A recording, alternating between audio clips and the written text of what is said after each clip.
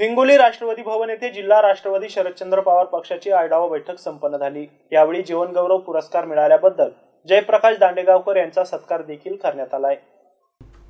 यावेळी कार्यकर्त्यांनी जिल्ह्यातील 3 विधानसभापैकी 2 विधानसभा राष्ट्रवादी शरदचंद्र पक्षाने लढाव्यात असे म्हणत वसमत विधानसभा जयप्रकाश दांडेगावकर यांनी लढावी असा आग्रह कार्यकर्त्यांनी जिल्हा बैठकीत केला। मागील 2 दिवसापूर्वी केंद्रीय मंत्री अमित शहा यांनी शरदचंद्र पवार यांच्यावर टीका केली। आज त्याचा निषेध ठराव करण्यात आला। यावेळी जयप्रकाश दांडेगावकर, दिलीप चव्हाण, अनिल पतंगे, मनीष आखरे, माधव कोरडे, अशोक श्रीरामे, डॉक्टर संतोष बोढारे, विनोद झवर, अंबादास भोसले, बंडू मुटकुळे, मुजीब पठाण, वैशाली वाघ, सुभाष लालपुते, ठाकुर सिंग बावरी, संतोष गुठ्ठे, दौलत हुबेड, प्रमोद देशपांडे, उमेश देशमुख यांच्यासह राष्ट्रवादी काँग्रेस शरद पवार पक्षाचे कार्यकर्ते पदाधिकारी मोठ्या संख्येने उपस्थित होते।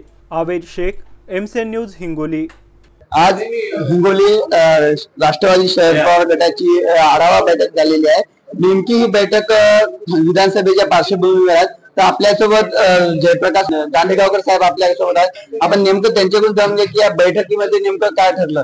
दांडेगावकर साहेब, काय ठरलं नेमकं या बैठकीमध्ये की जी विधानसभाच्या पार्श्वभूमीवर बैठकीमध्ये विधानसभा, जिल्हा परिषदा आणि नगर परिषदा या सर्वच विषयावर चर्चा झाली आणि आम्ही कार्यकर्त्यांना आवाहन केले की आपल्या आपल्या बूथवरती प्रत्येकानं आपली बूथ कमिटी करा आणि या 3ही निवडणुकाची तयारी करा। तर काय आपल्याला राष्ट्रवादीकडून वसमत आणि कळमनुरी आणि हिंगोली याच्यामधून कोणत्या जागेवर आपलं वर्चस्व राहणार, कोणती जागा म्हणून आपण लढवणार? राष्ट्रवादी ही हिंगोलीची वसमतची जागा ही राष्ट्रवादीचीच आहे आणि आम्ही दोन्ही लढवल्यात। हिंगोली एक वेळ लढवली राष्ट्रवादीने, कळमनुरी लढवलेली।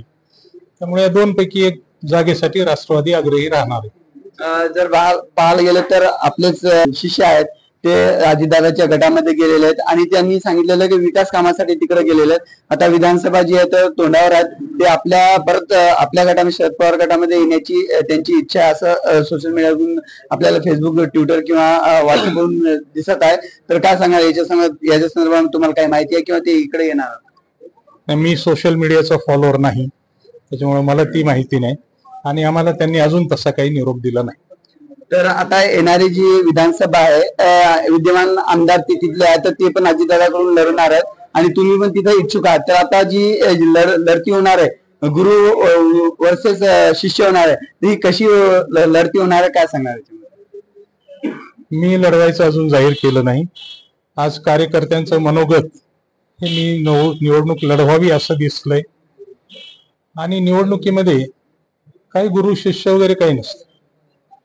इतिहास जराची पानं तुम्ही उलटली तर भावानं भावालाच मारलेलं आहे युद्धामध्ये, भावानं वडिलाला मारलेलं आहे, मुलाने वडिलाला मारलेलं आहे। तेव्हा राजकारणात दरवेळी परिस्थिती वेगळी असते, त्या परिस्थितीप्रमाणे निर्णय घ्यावे लागतात। तर तुम्ही बघितलं की दांडेगावकर साहेब यांनी असं सांगितलंय की मी जर लढवली तर गुरु आणि शिष्य जरी असले तर यावेळेस जर भाऊ भावाचं विरोधामध्ये लढू शकतो तर आम्ही पण लढू शकतो आणि चांगल्या ताकदीनं आम्ही जी आहे तर ही निवडणूक लढणार। येत्या जी निवडणूक आहेत याच्यामध्ये कोण बाजी मारणार, गुरु किंवा शिष्य, हे पाहणं तेवढंच महत्वाचं आहे। आवेद शेख, एमसीएन न्यूज, हिंगोली।